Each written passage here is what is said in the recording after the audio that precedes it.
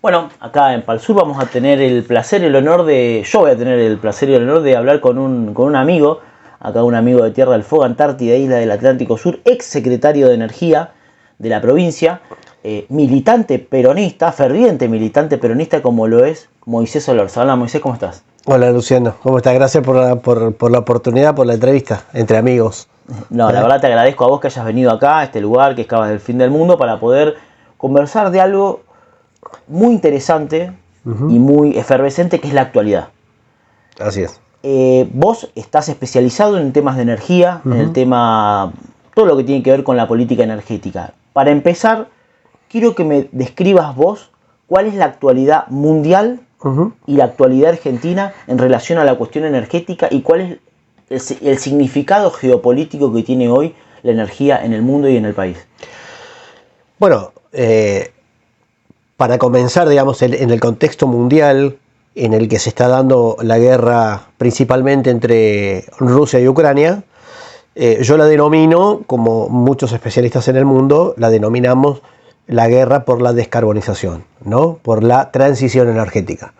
¿Por qué se está dando esta situación? Bueno, porque el mundo está yendo hacia una, digamos, por distintos pactos ambientales a nivel global, está teniendo una tendencia que va justamente a la descarbonización, es decir, dejar de usar, o por lo menos buscar alternativas a nivel global, con pactos, ¿no?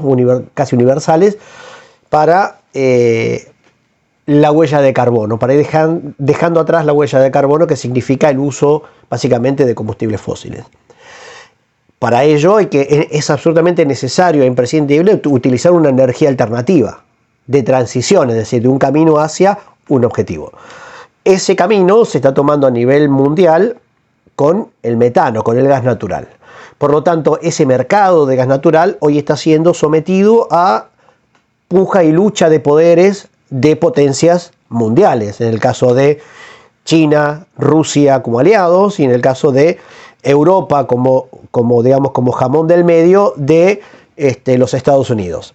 Un ejemplo claro de esto, y ese mercado que hoy se está disputando entre las dos potencias, tiene a Ucrania como avanzada, para ponerle, de alguna forma, una barrera a los intereses de Oriente Medio, ¿no? En todo caso, en donde ya existen pocos bastiones con respecto al suministro de energía que hoy necesita Europa. Por lo tanto, no es casualidad que se hayan atacado los dos gasoductos más importantes que en Europa, desde el punto de vista geopolítico, abastecen, ¿no?, a los centros de consumo más importantes que tiene el viejo mundo, que es justamente el gasoducto Nord Stream 1 y 2, que fueron principales objetivos atacados, obviamente, que todavía no sabemos quién fue, pero ya tenemos una idea, de acuerdo al desarrollo de la guerra, del conflicto como se está dando, y, oh casualidad, los Estados Unidos abasteciendo a partir de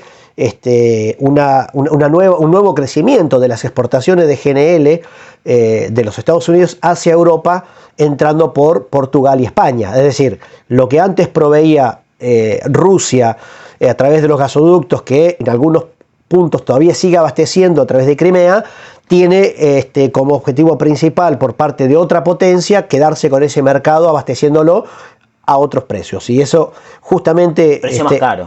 Un precio más caro. Una anécdota muy interesante para analizar en este punto, lo que planteaba el ministro de Economía de Alemania, que en un momento, obviamente dejó el cargo, ¿no? Porque dijo, resulta que nuestros enemigos nos vendían el gas más baratos que los supuestos amigos que tenemos hoy, ¿no? En referencia al abastecimiento. Es muy interesante esa opinión, porque resulta que pasó a pagar Europa de 3 a 4 dólares el millón de BTU que proveía Rusia, pasó a pagarlo casi 12 o 13 que lo que provee, por el transporte y la distribución que viene desde otro lugar, en este caso en barcos por GNL provistos por los Estados Unidos. Sí, claramente hay una disputa allí, y eso se traduce después en los países periféricos, ¿no? Es decir, el abandono de, por ejemplo, el carbón como método de energía.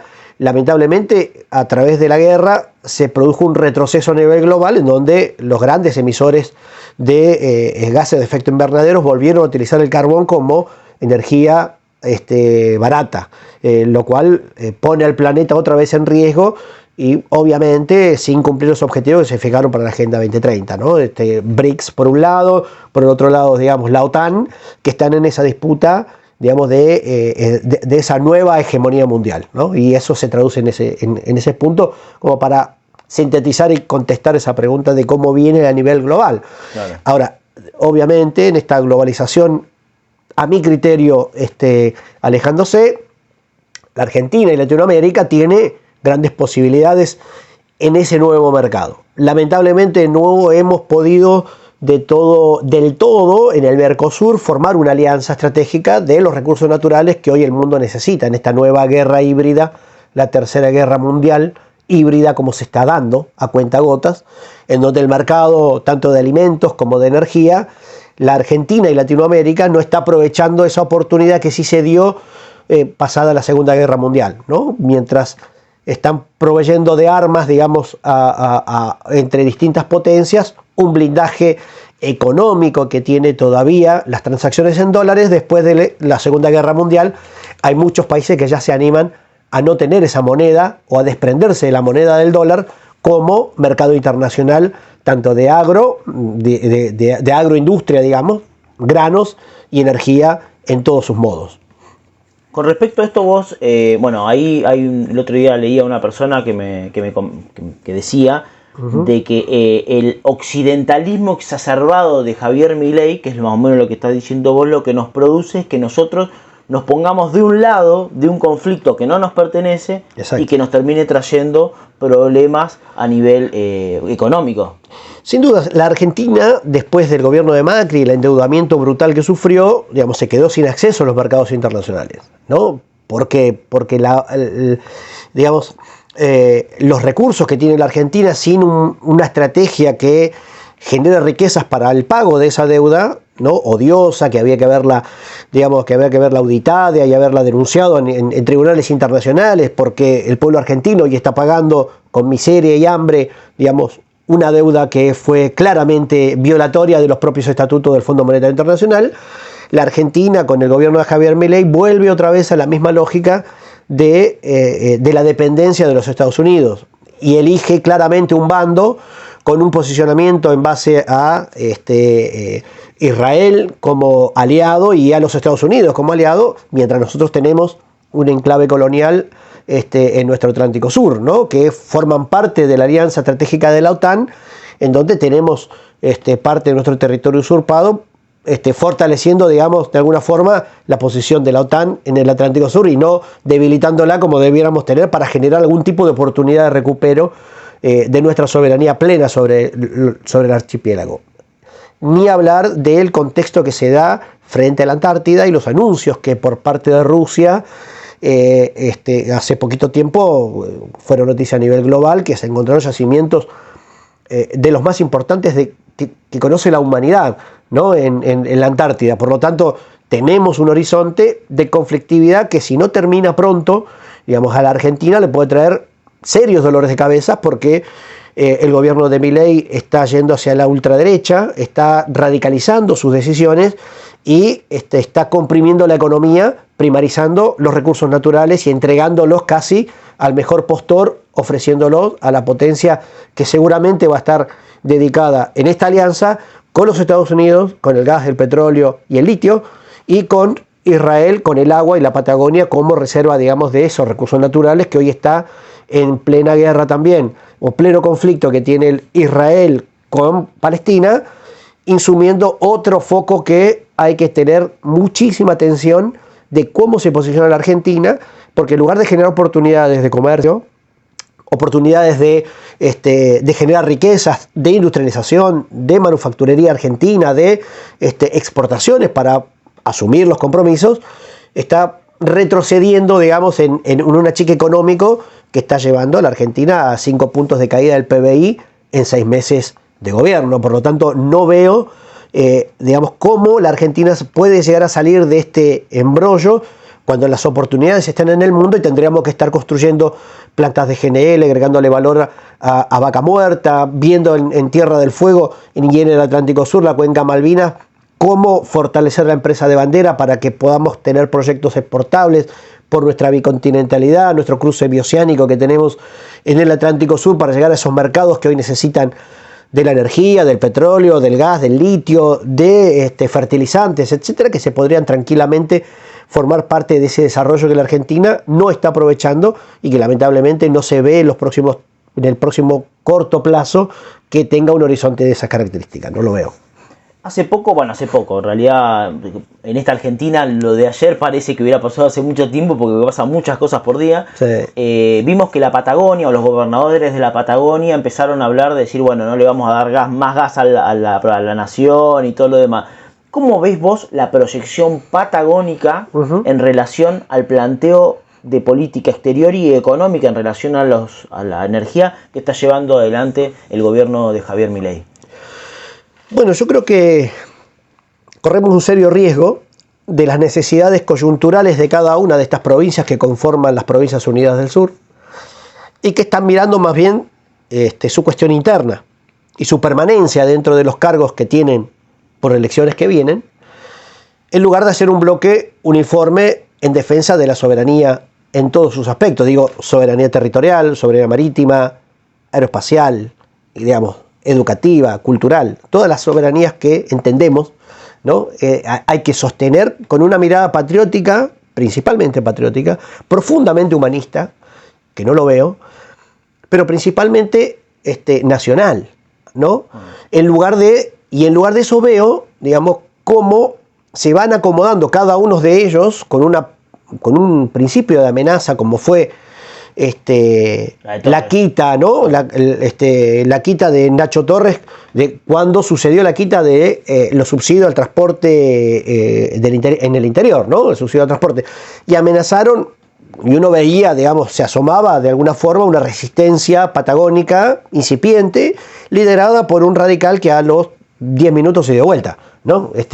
Lamentablemente, digo, ¿no? Porque faltó que le llevaron algunos fondos para terminar unas obras que tiene que no terminó el gobierno de Das Neves, que viene de la época de Das Neves, y otros gobernadores que por lo bajo le susurran al oído a diputados y senadores para que aprueben el RIGI, porque tienen cierta esperanza de atraer inversiones que en un contexto, digamos, de cierta normalidad, vemos cómo se aleja YPF y están, digamos, intentando disputarse el botín, por decirlo de alguna manera, que significa el retiro de YPF de esas áreas en la Patagonia, las inversiones prometidas y la asistencia financiera para esas provincias que están en default, y con una mirada profundamente, personalista, ¿no? De intentar sostenerse para las próximas elecciones en lugar de tener una mirada patriótica nacional, de saber cuál es la lesión que se está provocando a nivel global en nuestra patria frente a lo que significa un RIGI, en lo que significa la flexibilización laboral, en lo que significa la quita de derechos a las universidades, en la falta de apoyo financiero para el entramado social que está debilitado cada vez más, producto de sus políticas, que lleva a una queda brutal de la actividad económica con falta de empleo y con despidos, que lo estamos viendo hoy, por ejemplo, ya son 5.000 despidos en áreas estratégicas del Estado. Entonces, creo que están mirando, digamos, para redondear esta idea, ¿no? Creo que están mirando más allá de la cuestión global, que ojalá, y uno pretende que ese bloque hubiera sido más uniforme que una sola amenaza, porque la Patagonia está sufriendo una ola de frío que hace mucho tiempo que no se ve, y la asistencia del Estado es a cuentagotas, donde las tarifas de los servicios públicos están tomándose como mercancías casi impagables para gran parte de las provincias productoras, que me parece que ameritaba y tiene mucho más sustento, digo, ¿no? Por ponerlo en equilibrio, una amenaza por los tarifazos impagables que puede llegar a tener a nuestros vecinos, a la industria y a la pyme, en la caída económica en cada una de esas jurisdicciones, ameritaba mucho más firme una postura frente a esa quita de subsidios brutales, más allá de algunos amparos que la justicia puede desestimar inclusive, que, digamos, una quita a los subsidios amenazando con cortar el gas y el petróleo, el suministro de gas y petróleo desde la Patagonia. Claro. No se vio ninguna expresión más, no se juntaron más y se dejó esa agenda librada al azar de acuerdo a lo que el termómetro le marcaba justamente la Cámara de Diputados y Senadores para ver qué conveniencia tenían en términos personales en cada una de esas jurisdicciones, más que un bloque sólido en la Patagonia, como pretendió ser en ese primer inicio, donde se juntaron todos los gobernadores. Cada uno salió disparado para defender sus intereses sectoriales, en lugar de hacer un bloque uniforme en defensa de lo patriótico, en defensa de la soberanía y todo lo que lleva aparejado, ¿no?, estas la ley de bases, que terminó siendo un Frankenstein, pero muy nocivo para el país, ¿no?, si uno mira en términos de lo que quedó aprobado en las dos cámaras. Estuvimos hablando del mundo, nos fuimos a Argentina, fuimos a la Patagonia y ahora vamos a hacer foco en nuestra provincia, en la provincia de Tierra del Fuego, Antártida y la del Atlántico Sur. ¿Cómo ves vos que se está llevando adelante desde a nivel político, económico, el afrontar o codirigir un gobierno con la gestión de Milei? ¿Cómo ves vos que se está comportando el gobierno provincial? Bueno, creo que hasta el momento, luego de la ley de bases, lo único que tuvimos como experiencia fue, la quita de fondos de toda naturaleza que vienen a la provincia, más algunas refinanciaciones que vinieron en el caso de los bonos que había dejado la administración de Rosana Bertone, ¿no? Que eso se pudo refinanciar y que ahí tuvo un respiro. Ahora, lo que sí veo, una falta de unidad en general para marcar una agenda de necesidades que nuestro pueblo tiene. Hoy la situación que vive Ushuaia es el detonante de una pintura que se pintó hace mucho tiempo atrás, ¿no? Es la interpretación de esa pintura. Por lo tanto, pareciera ser que no tan solo, ¿no?, esos escenarios que deja la política en Tierra del Fuego como diagnóstico, creo yo que estamos frente a la ausencia de un rumbo. Creo que no hay un horizonte, un programa.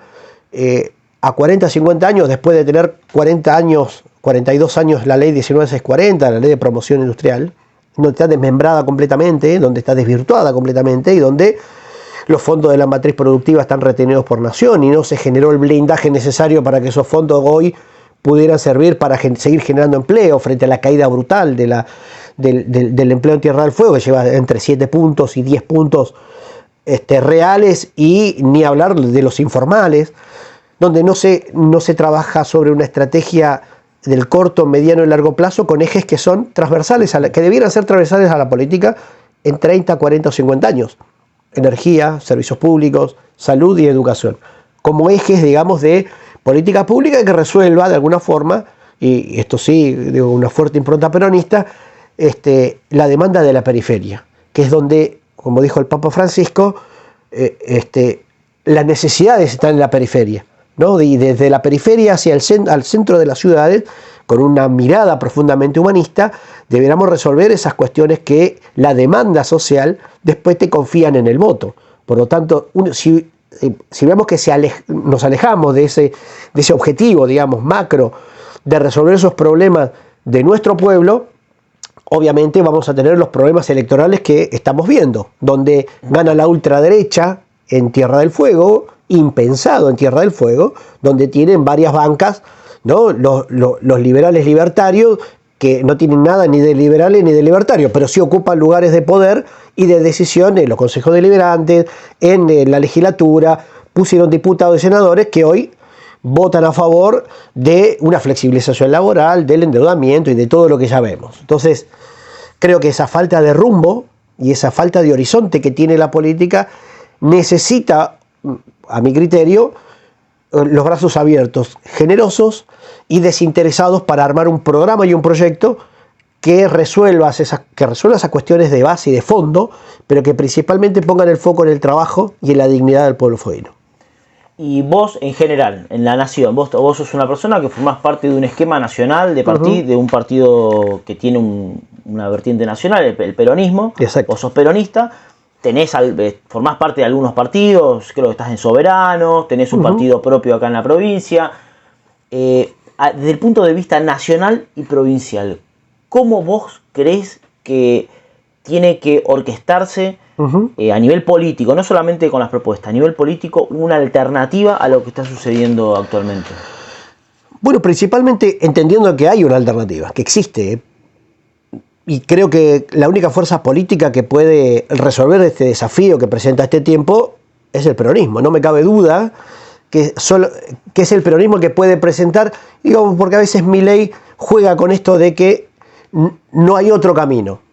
Y yo creo que sí hay otro camino, ¿no? Pero para presentar ese camino en sociedad tenemos que trabajar primero desde la unión conceptual, filosófica, de saber dónde estamos parados y volver a las raíces que como partido centenario tenemos dentro del peronismo, ¿no? Digo esto, dentro de la unidad de concepción, elaborar una estrategia, un programa que resuelva para presentarlo después como una alternativa política, con un proyecto político trabajado y elaborado en ese camino en base a lo que hay que resolver en nuestra provincia. Y digo esto porque, bueno, para que sea seductor y que ya no importen las personas que lleven adelante bajo el brazo los proyectos políticos para resolver las cuestiones domésticas, digamos, también hermanadas con nación, y que no sean simplemente alianzas electorales exitosas. Porque lo que vemos, y lo vimos con Alberto Fernández, que fue simplemente una alianza electoral, sin programa y sin proyecto. Entonces, como decía el general, pongamos los caballos donde corresponde. Dentro del carro los compañeros, como si fueran melones, y los caballos adentro de ese esquema por delante de la carreta. Porque si no, corremos el riesgo de cometer el mismo error, de tener de vuelta alianzas electorales que probablemente tengan éxito, pero que cuando se encuentren en el poder no van a poder desarrollar ese plan y esa estrategia para resolver esos problemas de lo que estamos hablando, ¿no? Medulares y estructurales en nuestra provincia. ¿Vos crees que eso se logra generando espacios de debate interno o nuevamente el dedo? Porque eso también es uno de los grandes debates del... Generalmente, y me animo a decir, Luciano, que el dedo se utiliza cuando no existen ideas, cuando no se debaten ideas, cuando no se debaten proyectos, cuando no existe la posibilidad de saber quién es mejor y quién plantea la mejor idea o quién plantea el mejor proyecto, para ponerlo a consideración. Y si hablamos de esto, me animo a decir que muy poco he escuchado decir, bueno, ¿cómo resolvemos la cuestión de los servicios públicos hoy que está tan en boga, ¿no? Que todo el mundo está, digamos, criticando gestiones y demás. Bueno, porque evidentemente no hay un plan. Hace falta un plan y una estrategia que diga, bueno, en el mediano plazo vamos a hacer tal cosa, en el corto plazo vamos a hacer otra, y vamos a tomar, en este caso, como no he escuchado, a los servicios públicos como derechos humanos. En Tierra del Fuego he escuchado toda la clase política de distinto color y de distinto espacio hablando sobre y criticando sobre los servicios públicos que hoy se cortan, que no tenemos agua, que no tenemos gas, que no tenemos luz, lo cual es cierto. Ahora, ¿cuántos de todos esos que critican inclusive de todas las gestiones nos hemos puesto a trabajar y elaborar un plan y una estrategia para ofrecerlo como propuesta electoral? ¿No? Para decir, bueno, los derechos humanos, como decimos, en Tierra del Fuego, ¿podemos vivir sin luz y gas y sin agua? No. Entonces yo creo, sin temor a equivocarme, de que hay que declararlos constitucionalmente con rango de derecho humano como servicio esencial y prioritario en nuestra provincia, para saldar esa deuda que nuestro pueblo tiene y darle la prioridad que merece. Porque sin esas cuestiones básicas es imposible desarrollar cualquier tipo de actividad en nuestra provincia. Entonces vamos a resolverlo de forma estructural. ¿Qué decimos? Bueno, elaboramos un plan y una estrategia para que esos servicios públicos le lleguen en calidad de derecho humano y no en calidad de mercancía, como la derecha está acostumbrada a poner, y seguramente algún descocado dirá, bueno, si la energía no la puede brindar el Estado, que vengan las privatizaciones como en la época menemista, y no me cabe duda que la única solución que van a presentar es privatizar un servicio que en Tierra del Fuego debe tener rango de derecho humano, y si es tomado como una mercancía, corremos riesgo de que esa mercancía la pueda pagar el que tenga plata, el que tenga empleo, y ya sabemos lo que pasa con la derecha cuando accede al poder, te deja sin empleo y con un ajuste brutal. Entonces creo que por ahí es el camino. Por último, para ir cerrando y no sacarte más tiempo, vos hablás algo de rango constitucional, y acá en Tierra del Fuego, Antártida, isla del Atlántico Sur, el gobierno provincial ha planteado un proyecto la necesidad de una reforma que ha sido votada en la legislatura para que se logre. Ahora creo que están por hacerse el tema de las constituyentes. ¿Vos qué pensás sobre si existe realmente una necesidad de reformar la Constitución o no existe la necesidad de reformar una Constitución. Bueno, creo que todas las constituciones merecen revisiones, pero no revisiones coyunturales, sino revisiones permanentes.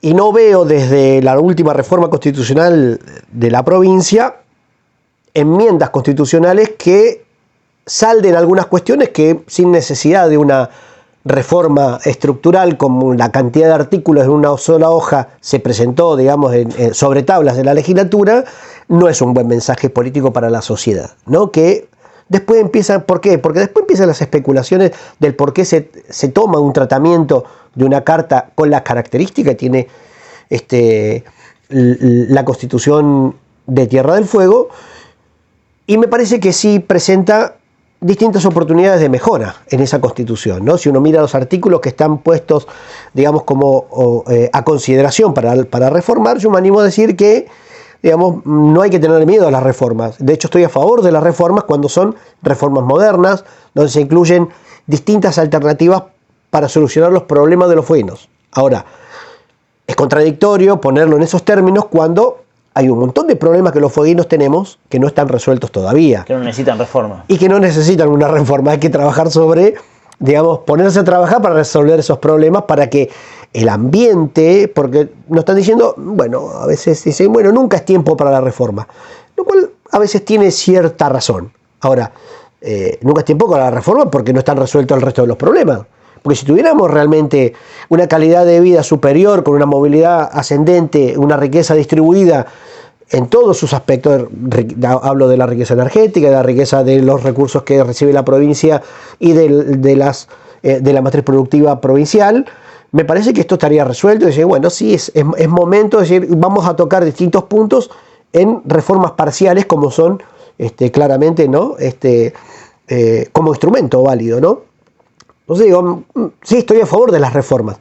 Lo que me preocupa es el contexto, ¿no? Que mientras tenemos otros contextos, me parece que las prioridades hay que marcarlas perfectamente. Y como prioridad, me parece que tenemos otros problemas prioritarios, como son la salud, el empleo, básicamente, que es clave para que nuestra sociedad tenga la oportunidad de decir, bueno, y abocarse a estudiar inclusive una reforma constitucional que seguramente necesitamos, porque necesitamos, todas las opiniones son válidas para ver qué podemos reformar. Ahora, yo incluiría con rango constitucional distintas cosas que en el enunciado o en la enumeración que tiene la reforma no está. Y me animo a decir esto, te lo comento. Tierra del Fuego no tiene, como provincia productora, con la Antártida, con el Atlántico Sur, en una disputa con una potencia extranjera, una ley provincial de hidrocarburos. Y somos la única provincia que no plantea ni siquiera una ley provincial de hidrocarburos, la cual estamos elaborando y vamos a ponerla a consideración de manera itinerante, para que tengamos nuestros recursos naturales, como decía un gran amigo Eduardo Barcesat, apropiarnos de nuestros recursos naturales como dueños originarios de ese recurso después de la reforma constitucional del año 94. No veo ese escenario planteado de esa forma para que los recursos naturales, como todos o muchos de los políticos dicen, tradicionales políticos que tienen cargos inclusive, para desarrollarnos y que sirva como motor de generación de riqueza, generación de empleo a partir de los recursos naturales, porque si no vamos a estar sujetos a lo que dicte Nación, a pedirle permiso a Nación, cuando en la realidad los recursos son de los fueguinos, de cada uno de nosotros que habitamos esta tierra y que circunstancialmente administra la gestión que gana el pase a la casa de gobierno, y no como una cuestión universal para que sirva para las generaciones futuras. No lo veo y ojalá que se replantee también ese punto, ¿no? Bueno, muchas gracias, querido Moisés. Si querés dejarle algo dicho a la comunidad. No, básicamente agradecerte, ¿no? Porque siempre hemos estado charlando, hemos estado hablando.